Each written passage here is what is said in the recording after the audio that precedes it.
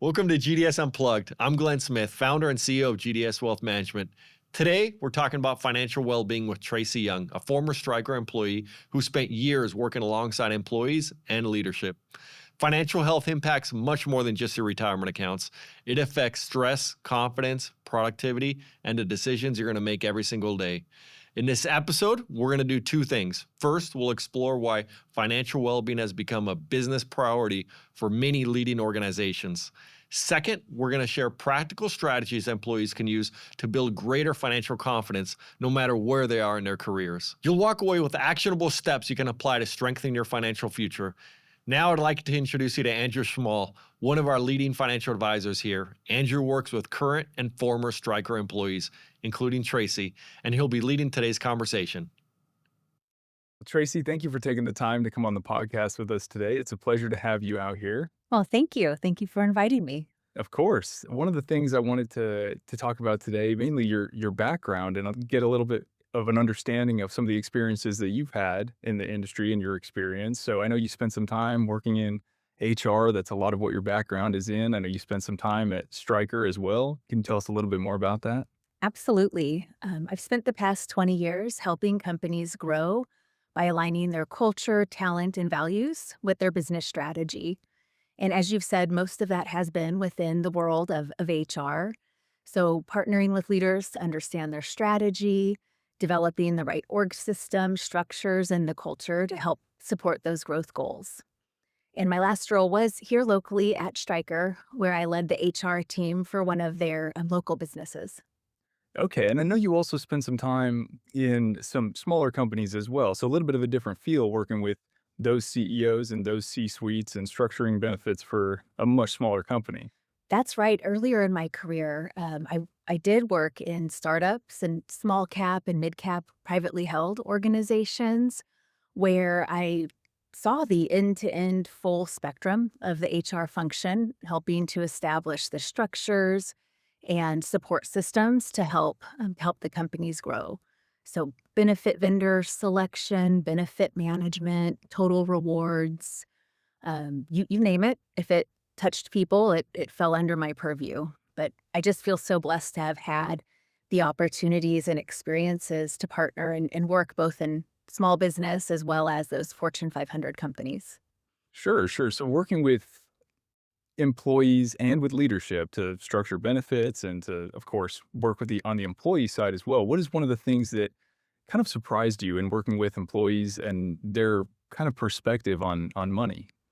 Oh, that's such a great question. And I think first and foremost, regardless of the company size, um, money and financial health, financial education, until recently, was not something that was widely available or widely talked about. Um, Now, early in my career, I had the great fortune of being at a company, a startup company, that had a strong relationship with a local financial provider and a local wealth management team, in fact.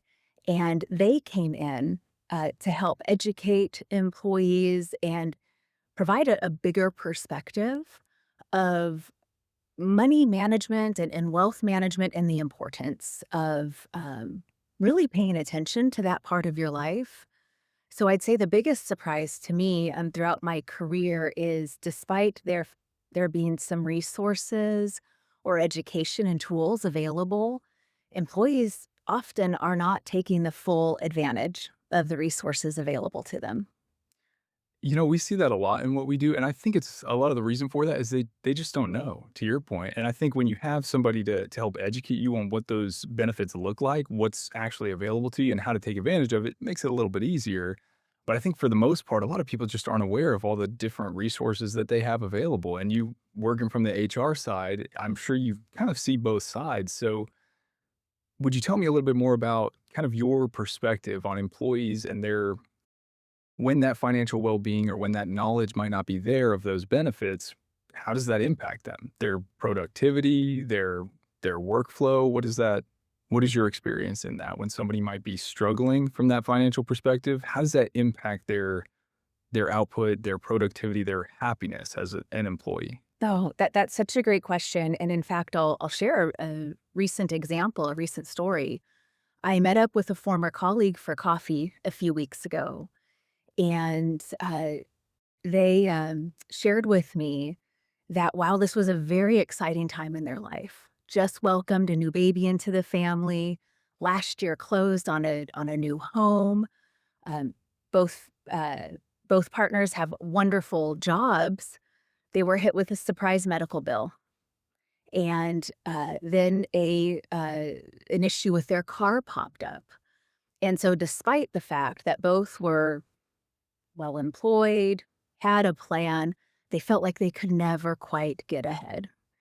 And unfortunately, that financial stress, that anxiety of trying to make ends meet, trying to cover all of these different obligations, started following them into the workplace.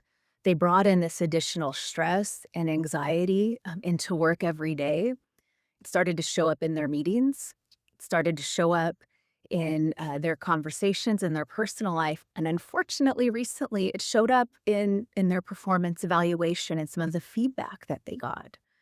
So, from my perspective, financial stress has become that hidden coworker that a lot of employers aren't aware of. And a lot of us that go into an office, we don't always know what the person sitting next to us is facing because we all put on that brave face and show up and try to make the best of it. Now, with this particular individual, through the conversation, I was able to share some of the resources that are currently available to them through their current company, and suggested that they take advantage of those. And I feel like for most of us, we don't think to seek help or see what is available until that burden becomes so big, and we feel like we're on that verge of breaking.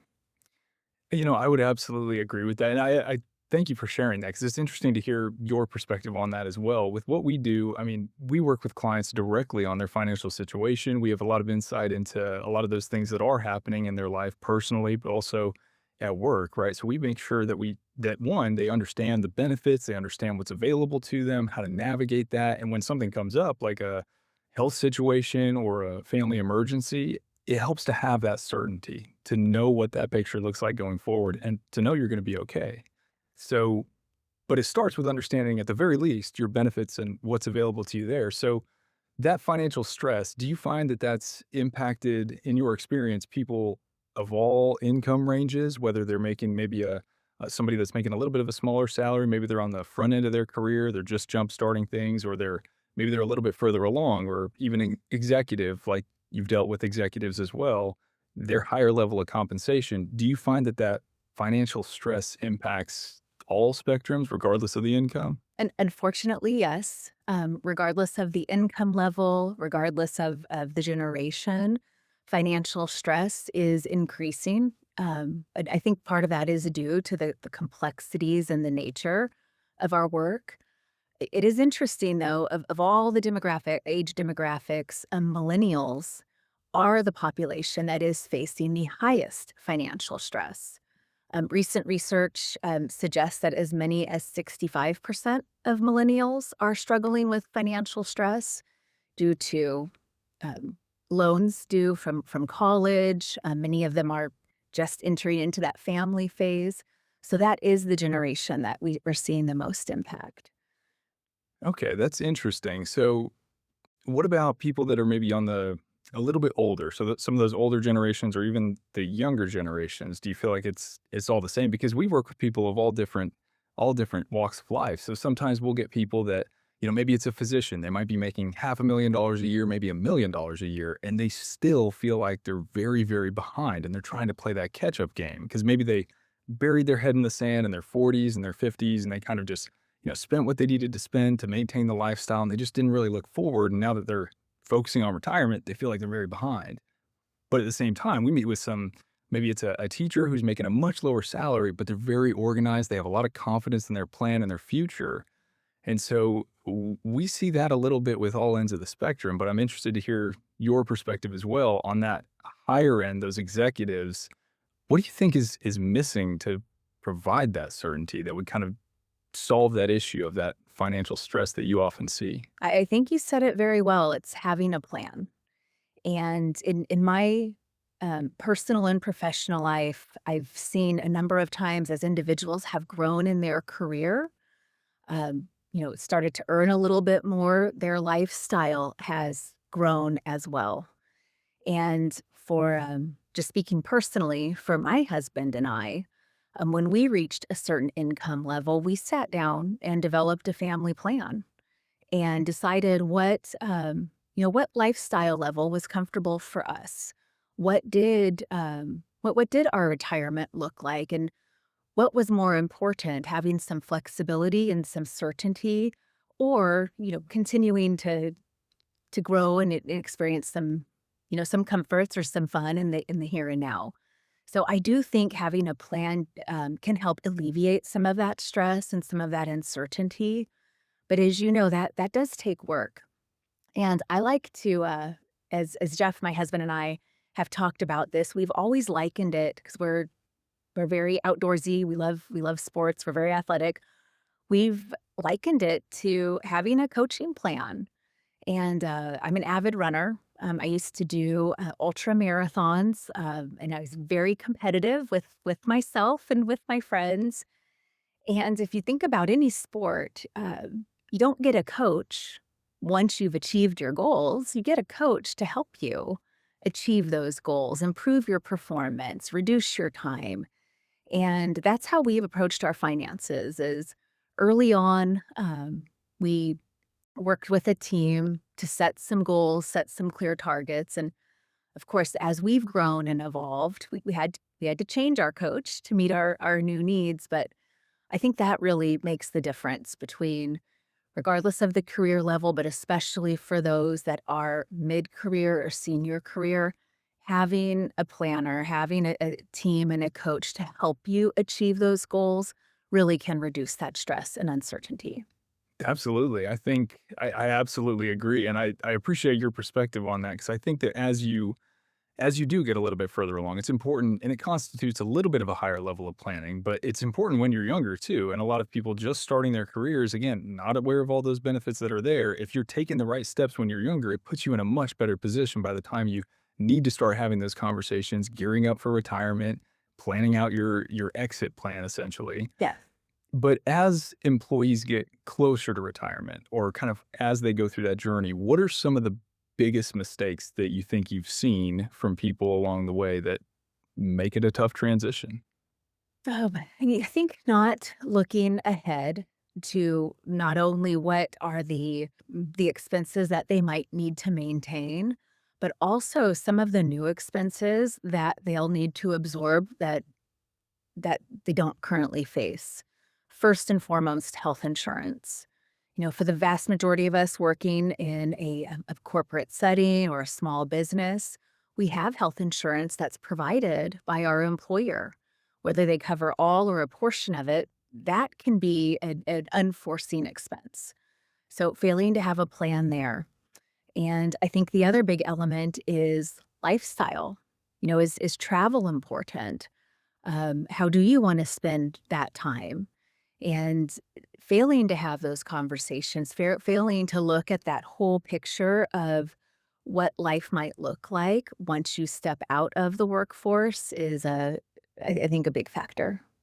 Okay, I think that's fair. I would agree with you. I think that's one of the biggest mistakes that we see as well from people that are gearing up for retirement is they don't think ahead of time about what those expenses are going to look like, how it's going to shift after they retire. Because, like to your point, while they're still working, that health insurance it's picked up by your employer. They're covering a majority of the costs, and a lot of people don't think about when I retire. Well, if it's before 65, I'm not going to be on Medicare yet. That's an open market healthcare plan that could be very expensive, and if you don't properly plan for that, it could completely rule out an early retirement. Or even after 65, Medicare doesn't cover everything.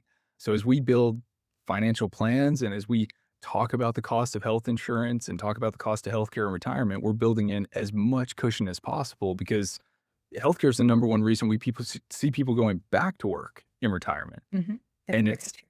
it's for a lot of the reason you mentioned. It's something that their employer covered most of their career, and they're not thinking about it when they retire. So we're showing clients the cost of Medicare premiums, a supplement policy on top of Medicare, out-of-pocket expenses on top of that. What does that open market healthcare plan look like in those years leading up to Medicare? And then from your perspective as well, there are ways to sometimes continue that employer health insurance through things like COBRA, or sometimes you have a unique health benefit. But you're absolutely right. It's important to plan for that. It's important to have that concrete plan and also envision those other goals and what that lifestyle is going to look like. Yes, and Cobra increasingly is becoming more expensive. Oftentimes, it is priced at a higher premium than what you're used to paying when you are employed. So even that, while that benefit is available, for some, it is not a financial option. Hmm. Absolutely. Another thing, kind of a statistic out there, it's a majority of people when they retire, they don't get to choose when they're going to retire. It's a lot of times it's involuntary, whether it's through, and now we see this a lot of times with big tech or AI lately, but there's layoffs that come up, that economy's going to shift, right? You might have an opportunity elsewhere, or there may be a severance package available for you as you get a little bit further along in your career. But more and more in corporate companies, we're seeing opportunity or situations where people are walking away not of their own choosing. So when people retire, and a lot of the people that you've seen retire that you've worked with, what is their, do you feel like they are confident in that decision? Like they know they can retire? Or do you feel like they're kind of just guessing? Like, I think I'm good. I've done my 30 years. I'm ready to walk away now. Or do you feel like they've got a concrete plan and they're confident in that decision? I'd say it is a mixed bag of comfort level and confidence. I think what you just pointed out too is the just the rate of change and the uncertainty that exists across the labor market, regardless of the sector. There are heightened levels of anxiety.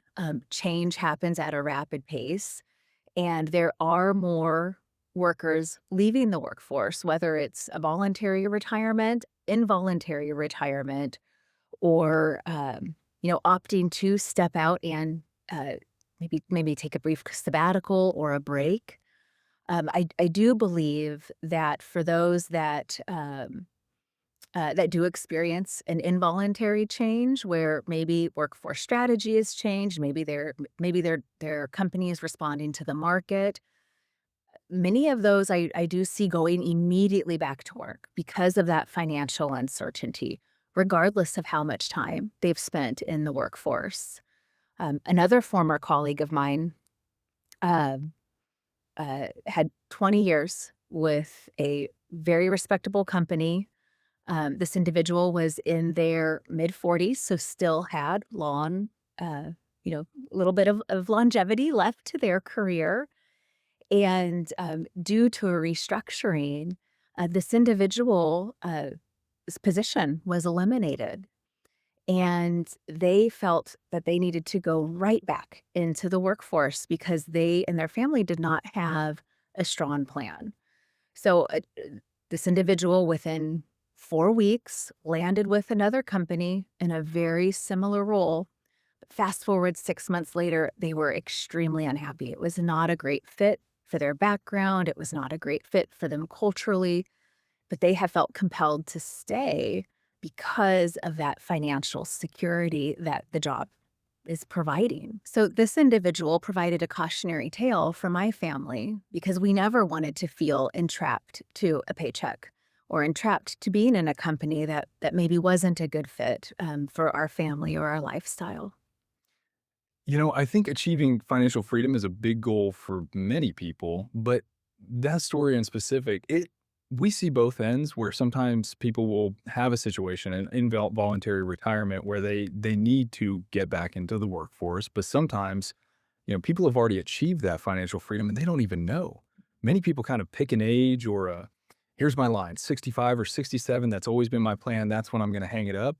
But if something happens at 55, 57, I mean, if you've done the hard work, the heavy lifting to set yourself up well for retirement, you may be able to walk away. That might be okay. But again, it ties back to understanding what are those costs going to look like in retirement. And sometimes we even see people that they'll have maybe it's a spreadsheet that they've kept and they've kind of projected out some of those expenses, but it goes a lot deeper than that too. Because you mentioned that health emergency with a family friend. I mean, there's anything that could come up in retirement. We could have another 2008 market scenario. There could be a health situation. There could be a chronic illness that pops up. There could be long-term care. There could be all sorts of surprises in retirement. So it's important to not just have a plan, but also stress test that plan to make sure that regardless of what happens in the market, regardless of what happens in your life, you're going to be okay before you make that decision. But we see all the time where people are going back into the workforce because they feel like they have to, but that might not necessarily be the case. And you mentioned turned around, got back into the workforce 6 months later, was very unhappy. We see that all the time too. Yes. But at the same time, if you could have experienced more time back in your life, more time with family, you could have been a little bit less stressed and enjoyed your retirement, and you didn't have to go back to work. It's important to, at the very least, know that. I think you're spot on. Having a plan is absolutely a necessity. And speaking personally, earlier this year when I left Stryker, I was in a similar situation of needing to decide, well, what do I want to do with this time? Do I want to go immediately back? Or do I want to take the time to invest in my family and really evaluate what does come next? And because we did have a plan, which in large thanks is to you, Andrew, and the team here at GDS, it's been a wonderful year of reflection, focusing on family, traveling, and starting to, think about what is next. And that doesn't necessarily entail going back into a corporate setting. And as you know, when we first joined up with GDS, we did have a different financial team. As I shared, Jeff and I, we've been somewhat planners. We've, for most of our marriage, have worked with wealth management and had sound financial advice. But in our previous experience and what I've seen happen in most companies that do offer financial counseling is those firms often take that one-size-fits-all approach. So they have this little cookie cutter of how you need to approach wealth management or how you need to manage your finances, and it's not tailored to your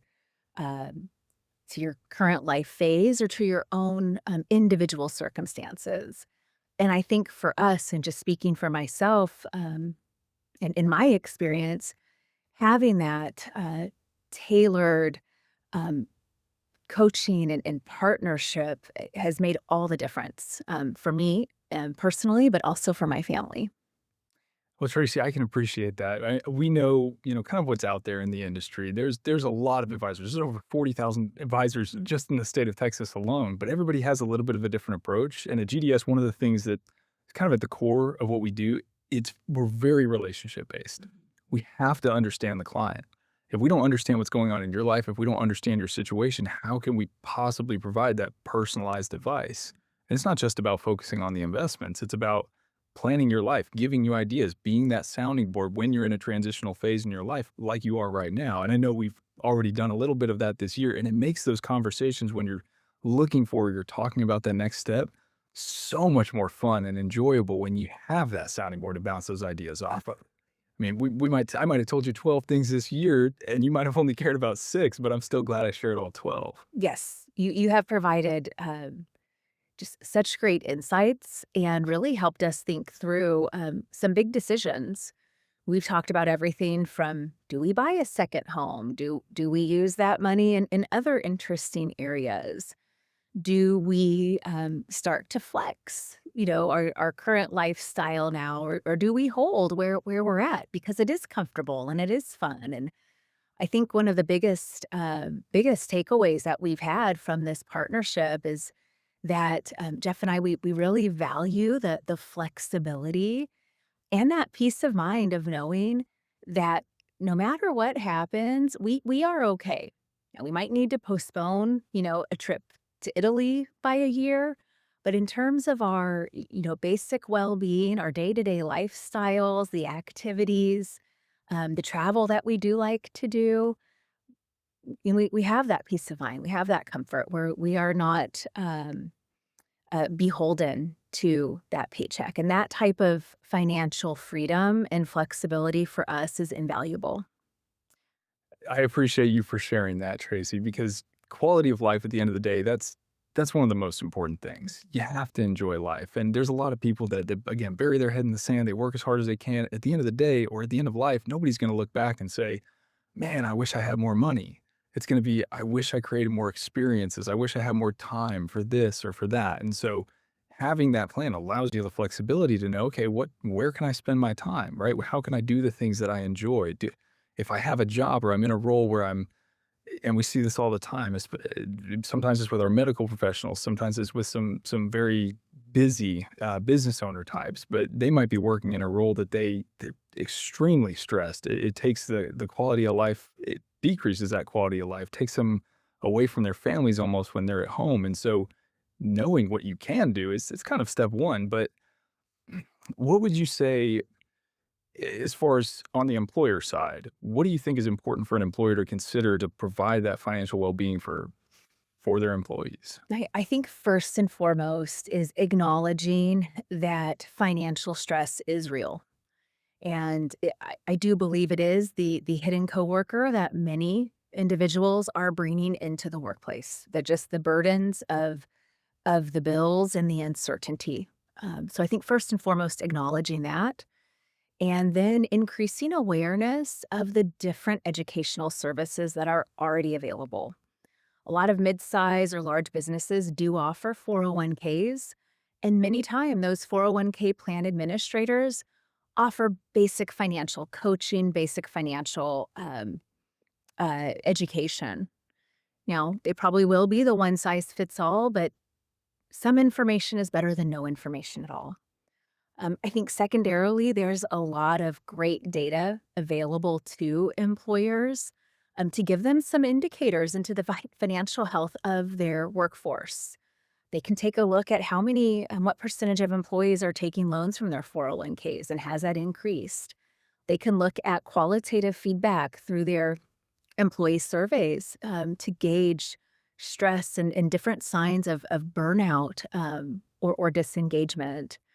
What's been interesting is as over the past 50 years, broad spectrum of time, uh, an employee satisfaction and sentiment, the emphasis used to be on, are employees satisfied working here? You know, is the pay and the conditions good enough to keep them here? But as work has become more complex, the focus started to shift on engagement. And do employees have that emotional commitment, that intellectual commitment to their job and their company? But now, today, the landscape is changing, and employee engagement and satisfaction aren't enough because there is such an intersection now between personal life and work life. Past after 2020 and COVID and the disruptions that we've seen since then, our lives have become more complex. Our work has become more interconnected and complex. And so the focus now is on employee well-being and whether companies are not only offering an environment where employees are satisfied in their work, committed to their company, but also feel like they are set up both emotionally and physically to bring their best selves to work. And that's where the financial wellness and financial stress has a big role to play. Because if someone is carrying that burden and has the concern of not being able to make ends meet, they're not going to show up in the best way possible. It's so that for me is the areas that the employers can start to focus on. Okay, so it sounds like for companies that are able to do that, to offer that positive environment for employees to have that financial well-being, it sounds like from your perspective, that makes for a better employee too in the workplace. Absolutely. Well-being, financial stress, and engagement, there are a number of studies around the correlation between those three. And from my perspective, having a financial wellness strategy is no longer a nice to have, but it is an essential. It needs to be part of every company's strategy, and in fact, can be a strong differentiator, which is a great thing in a competitive talent marketplace. Yeah, absolutely. I think it's something that's very important to employees as well as they're, searching around the job market, they're looking at what they want to do. That's a big part of it too, and the culture and everything that ties into that. So, if we focus on kind of your perspective, if somebody was in their 30s, so kind of on the younger side, what would you encourage them to do today from the employee perspective? Yeah. First and foremost, know your options. See what is available through your company, whether it's taking advantage of the classes or the educational materials that are offered through an employee assistant program, through your company's 401k administrator. I think also having a family plan, sitting down and figuring out what are our goals, prioritizing your personal finances. There are some good housekeeping that we can do as individuals, and then I think finally um, seek a strong financial advisor outside of those corporate resources. Most people in their 30s that are uh, in a profession or in a corporate setting are just starting to hit their stride. And we do see that wealth accumulation starts to accelerate around the age 37, 38, and into their 40s. The highest earning years are going to be mid 40s and 50s. So I think for someone in their 30s that's able to get with a good team that understands their needs can really give them a leg up on the future. What about for somebody in those peak earning years? So maybe let's say, the 40s, for example.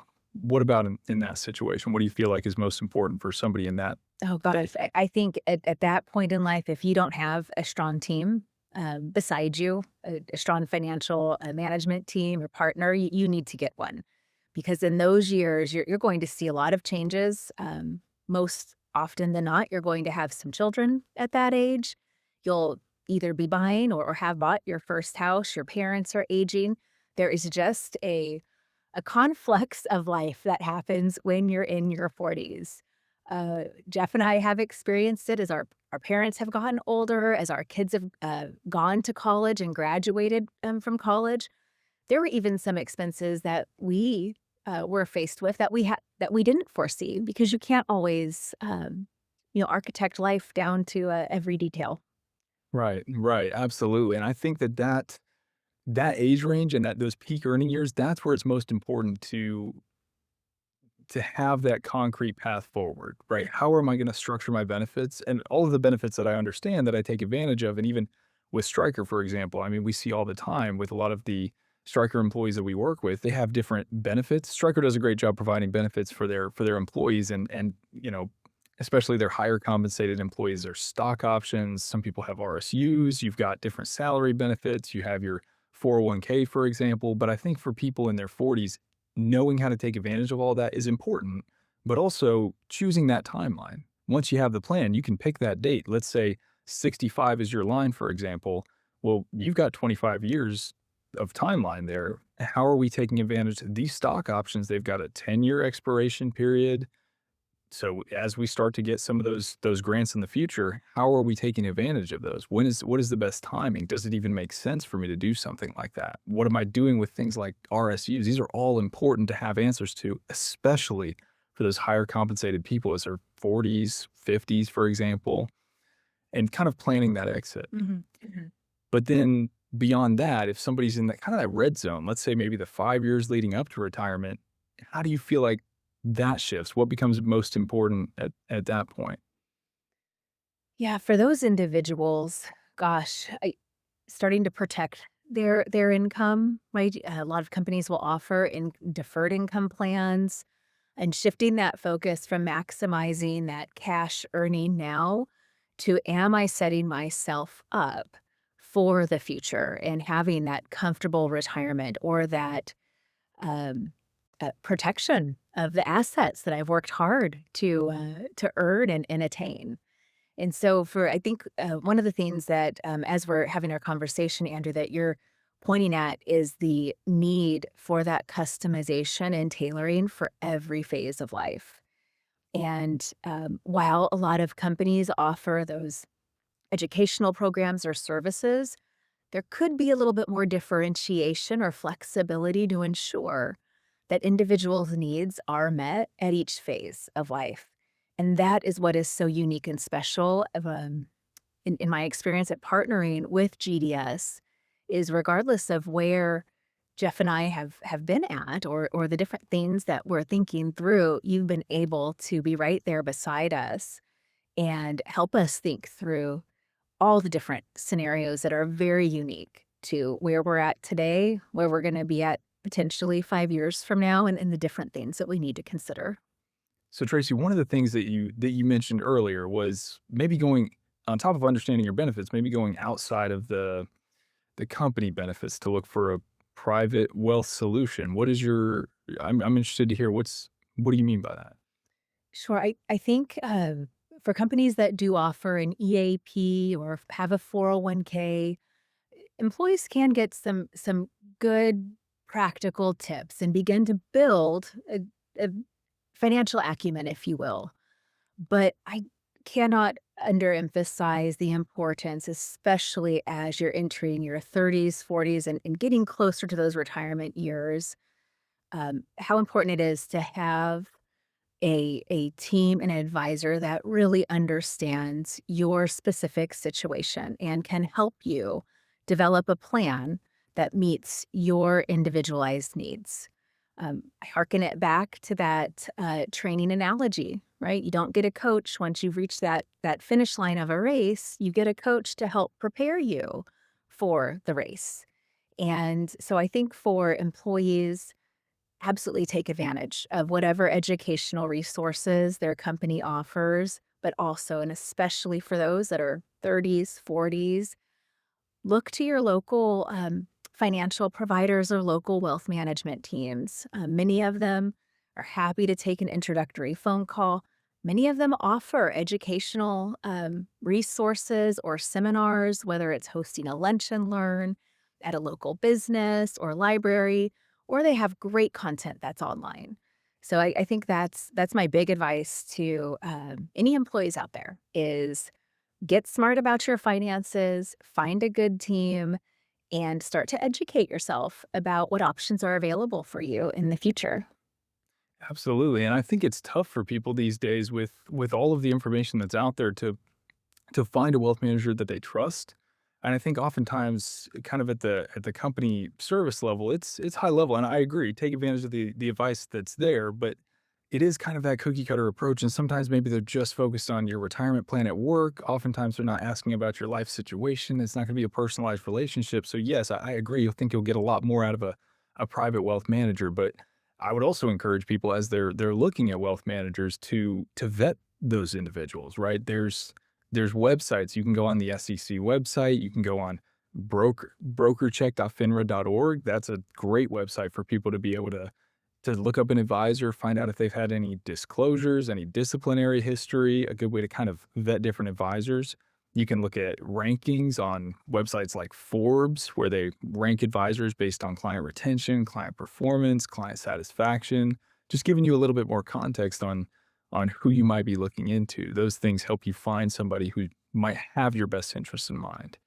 There's also a big difference between working with an advisor that might just be commission based, that's trying to sell you maybe life insurance or annuities that you may or may not need, versus somebody who's maybe fee based, where they get paid on a percentage of the assets they manage, but they can still put you into commissionable products and things like that. So I'd also highly recommend people are working with fee only fiduciaries, people that are legally bound to have their best interests in mind and are going to walk with them every step of the way and give that personalized advice. Oh, absolutely. And, Jeff and I fell into that trap early on of one firm that we worked with. We very soon realized that they were there first and foremost to sell us products.